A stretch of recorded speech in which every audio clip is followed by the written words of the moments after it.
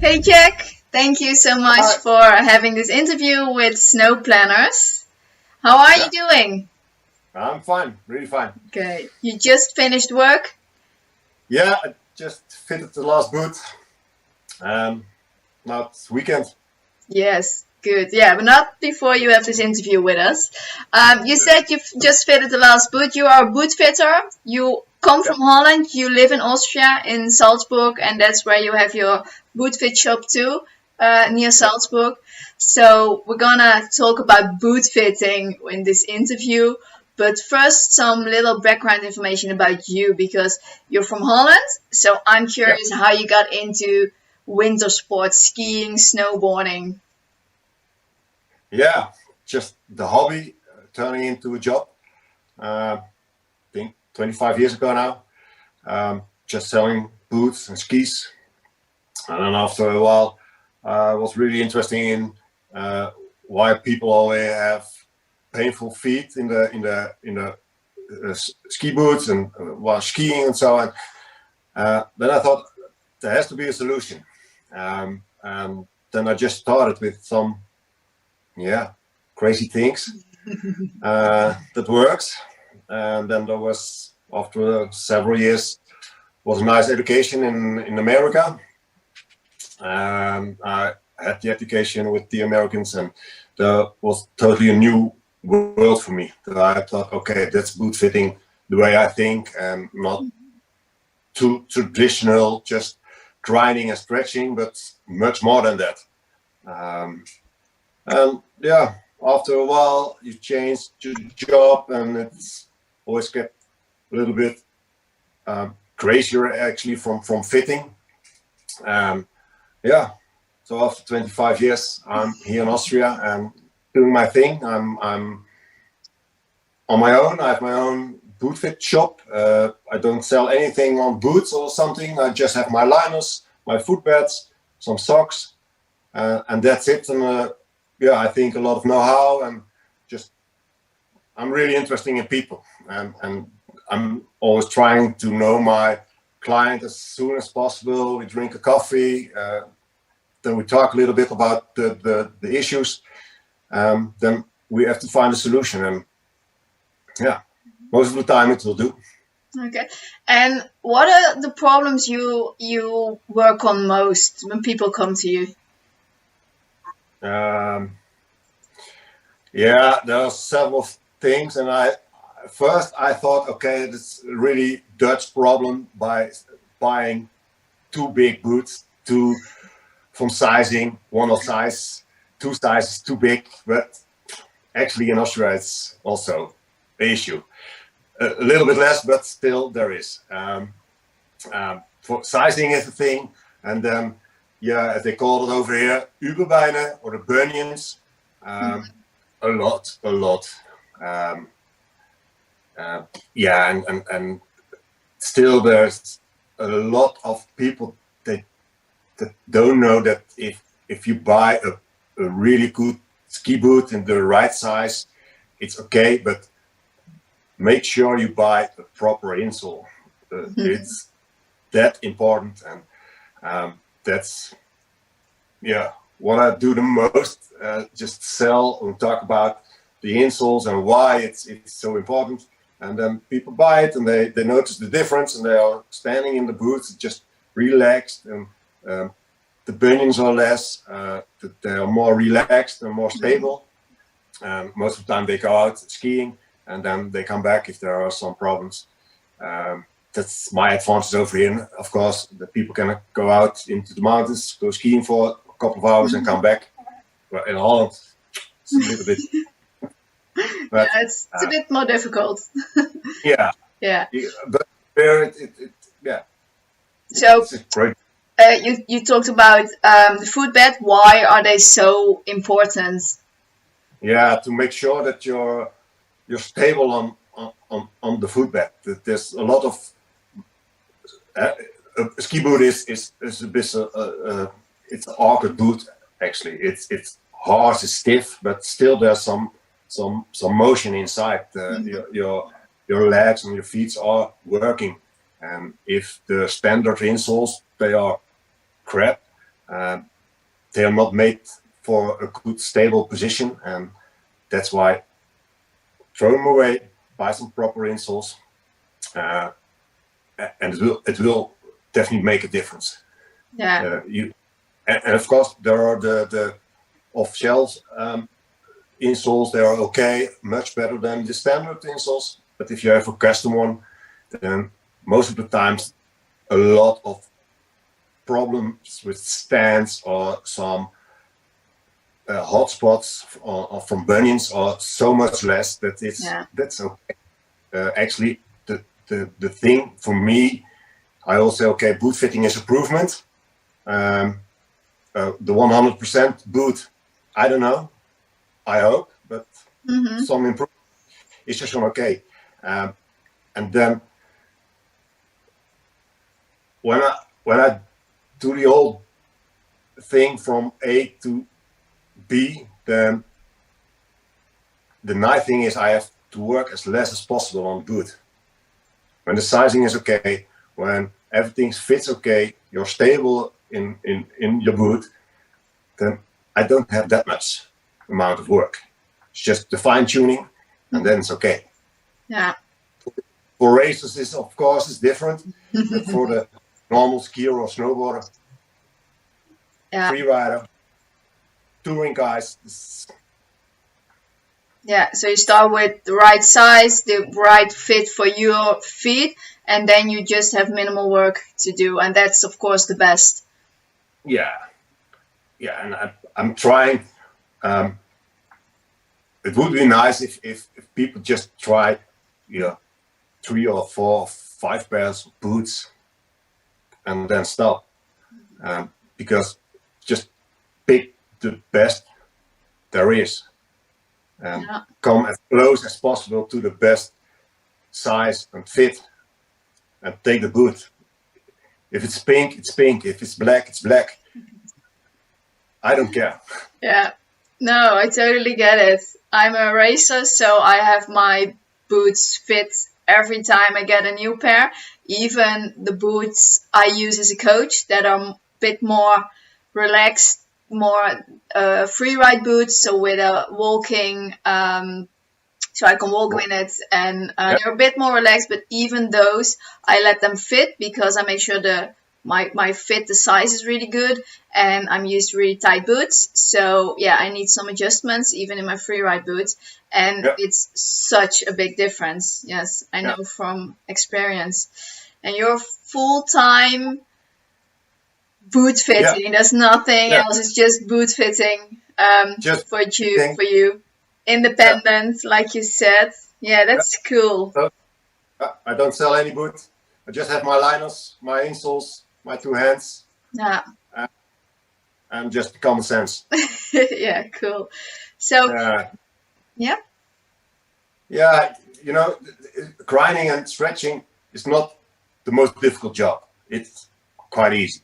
But if you're going to grind or stretch, then it's out of the boot. You can't get it back. No. And most of the time people say, I've always grinded my boot over there and there and there. Okay, but if you're stable in your boot and just make sure that the size is okay, you don't have to grind that much. Yeah. And just try the boot and go out for a day or two and just ski them, and then come back and say, okay, there's a little spot and there's a little spot. Yeah. Then we can grind or stretch them. But grind a new boot, never skied on them. Yeah. I don't know why. Yeah. Well, I let it do, but I ski the same boots for years now. And I know exactly what needs to be done because the boot's not changing. I know my feet. I know I ski the same size. So I get to my boot fitter, I take my old boots and I say, okay, copy this one. And then still, like you say, we do as less as possible. And sometimes there's a little bit of a difference. So I always feel what needs to be done. And for me too, as less work as possible on the boot. And I always have, or not always, but most of the time I do have that in the spring when the temperatures rise, it gets warmer, your feet get a little bit bigger. Then I say, then I sense, okay, here needs a little bit of grinding to do just because the temperature is changing. Yeah, you're totally right. in the summertime I have a lot of races over here, and yeah, of course they know exactly where the hotspots are, and just copy the boot. And when there's a change in plastics, or just the sizing is just 2 millimeters more, then you have to know that and just discuss it with the racer. Okay, it's just there's a little bit more space in the boot. What do we do? Do we copy, or do you have to ski them for 2-3 days and then come back? But for the normal skier and snowboarder, it's different. It's like climbing shoes or ice skating shoes. They're really fit so tight. And I always say to my clients, okay, just take it as a glove or something, or just as a when we shake hands, you get a firm handshake from me, and so should it be on your feet also. And pressure is okay, pain isn't. Yeah, and also if you have a new boot and you haven't skied on them, the liners will set a little bit to your feet. So a skied boot from a few days feels already a bit different than a brand new boot. Okay. I think a lot of people, and mostly in the shop, just make sure that you have not only the right size but also the last and everything. It's that will fit, because there are a lot of lasts for buying now. 97, 100, 102, 104, 106.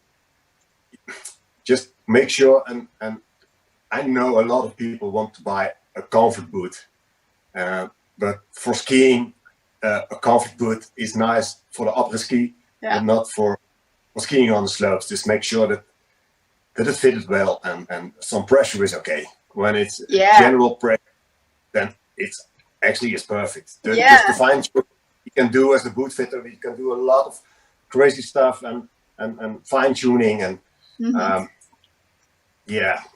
had a boot today. This originally, I think there's 80% gone from the boot, from how it was. But the lady has that amount of problems, and then it's okay. Then it's okay. She didn't boot, but she knows, and I know, and I saw it, everything, and okay, just go for it and just try them and stretch them and do the things, and then she could fit really okay in the boot, and then she's happy, and that's okay. Yeah. If your feet hurt during skiing, it's not nice. You don't enjoy skiing. You don't need the pain. No, it's not necessary to. Should everybody have the boots fit, or do you say, oh no, if you have a good boot that fits you, no pain, good control, it's totally okay? If people are happy with the boots and they say I have no complaints and I'm skiing okay, it's okay for me also. You know, I just make some improvement, and sometimes I can discuss and explain why he should buy another boot or should buy a smaller boot. But when he's happy and it's on his level of skiing, it's okay. Then it's okay. Yeah. For me, it's okay. And the people that do come to you are the ones with problems, are the ski racers. Any more customers you have? Yeah, actually everyone.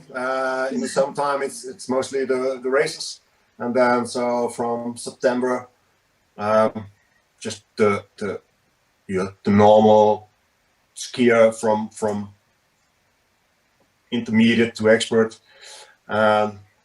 This year's of course a bit crazy year with the COVID.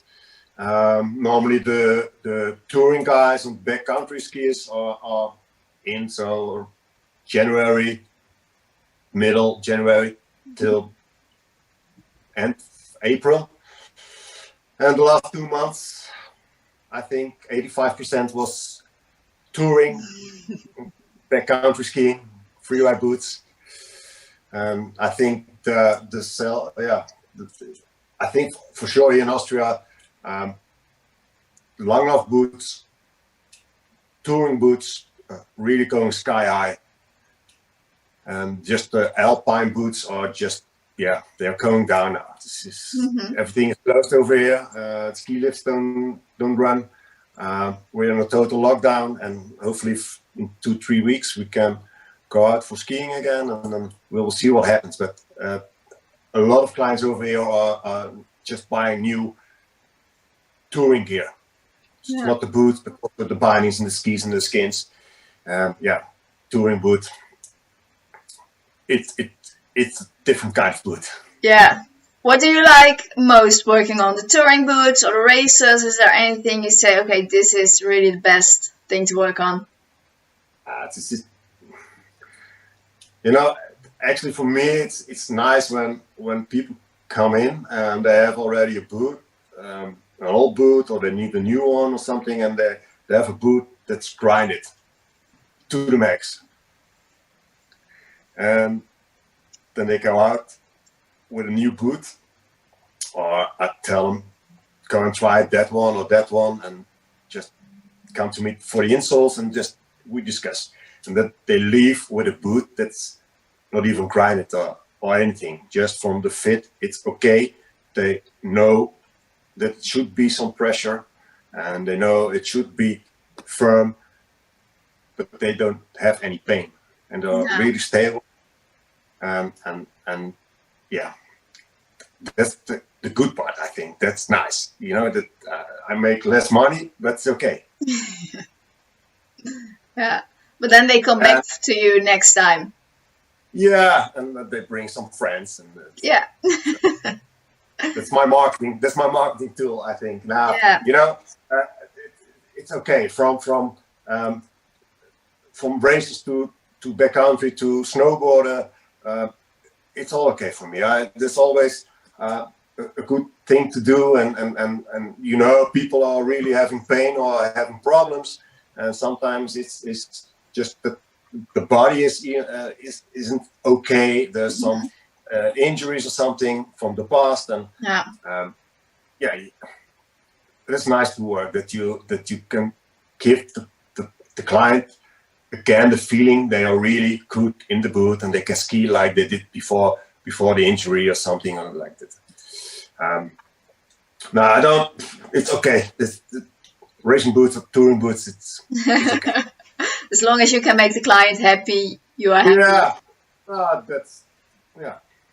I don't go for the big money. As a boot fitter, you don't earn a lot of money.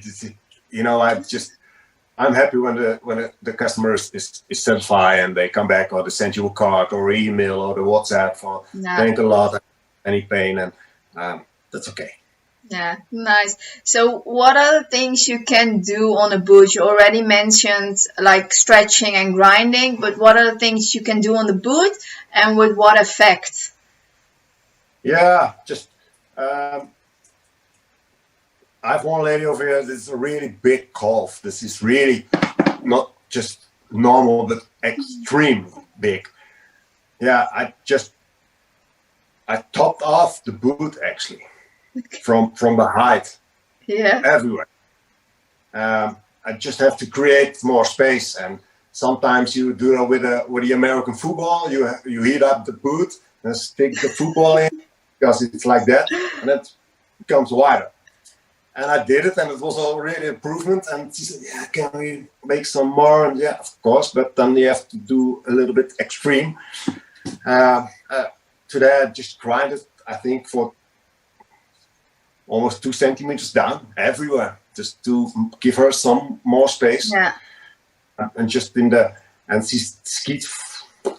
Last time she was on skis was for 10 years. So it's really a bit of afraid for buying new boots. She bought new boot, and she did everything okay now.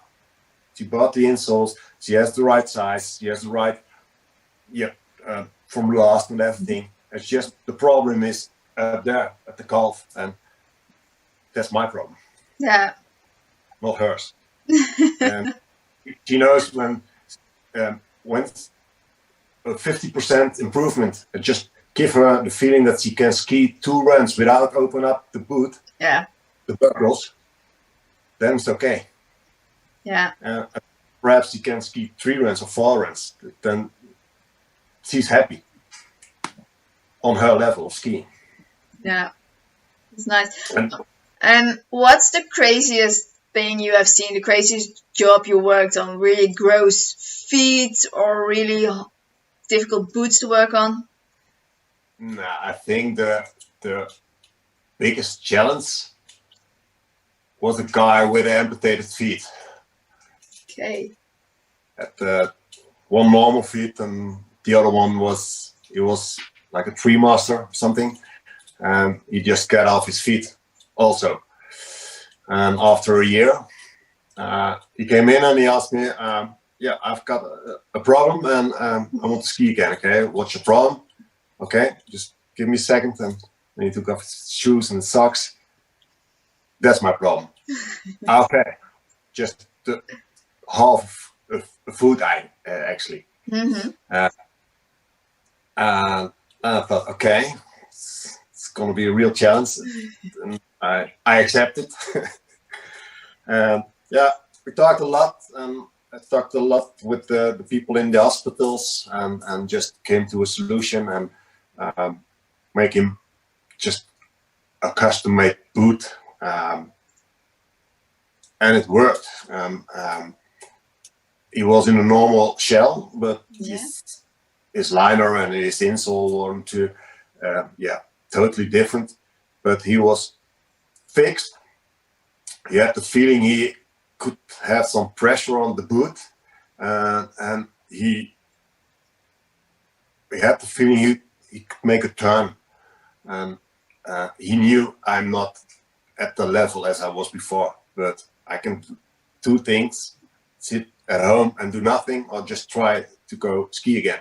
Yeah. And I like that a lot, and he was really dedicated, and I told him I need some time, just make sure you're in the summer, and then we have the whole summer to work on, and it takes some time. And then I think after 2 months or 3 months, he went in Holland to ski dome or something. Mm-hmm. I don't know. And he had his first skiing again after his accident.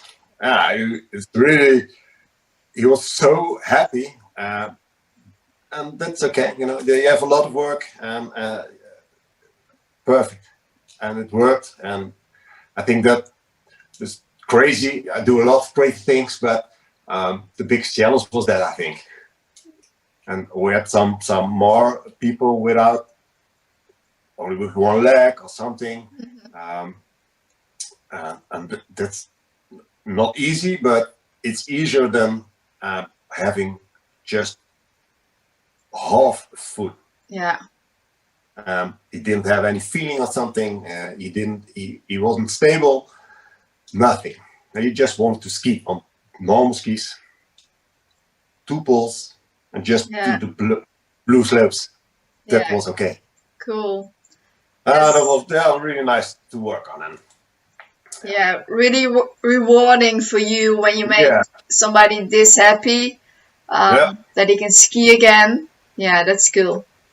Yeah, I had a guy, I think, for 3 weeks over here, and he came in and he said, I need some insoles. Some friends of me were also here for insoles, and they all ski, and the only thing I do with athletics or sports is watching it with a beer in my hand. Okay, and why do you need the insoles? And just for his normal sneakers. But the guy was really ex-legged, actually, and he had a surgery as a child, and then they told him, your length will be around 170, 175, and he was up to 190 now, and his knees were again back. And I made him some insoles, and he was on it, and he took a walk over here, and I thought, okay, I think I see a difference. But I never tell the people what the difference are, what they have to feel. They have to tell me. Sometimes I already saw it, what the difference were or is. The guy with the X legs, he came back after 5 minutes. He told me, I have some space between my knees now, and it feels much more stable, and I just walk normally. And it's also nice, There's a lot of people are coming in for insoles just for the normal boots, not even for the ski boots, just for the normal boots, for the trail running boots, or for the hunting boots or something, or just your alpine boots. Yeah. Yeah. The insoles are not only for the ski boots. Actually, I think everybody needs a pair of insoles in this normal all-day shoe also. Yeah. Okay. Is there anything else you want to share with us? Because I've been through all my questions. I think we really covered a lot about boot fitting. Anything I missed that you want to tell?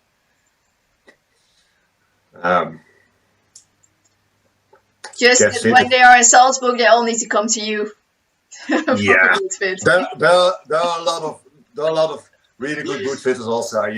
Just pick the one you feel okay and it's relaxed, and make sure they take some time and they want to know you as a client. If it's going fast and blah blah blah, so, okay, it's your choice. But I think just take some time and just feel relaxed at your boot fitter, because he can do a really important job for you. Yeah. Okay, Jack. Thank you so much. Really learned a lot. I think this was really helpful too, and interesting for people who want to know more about boot fitting. So thank you.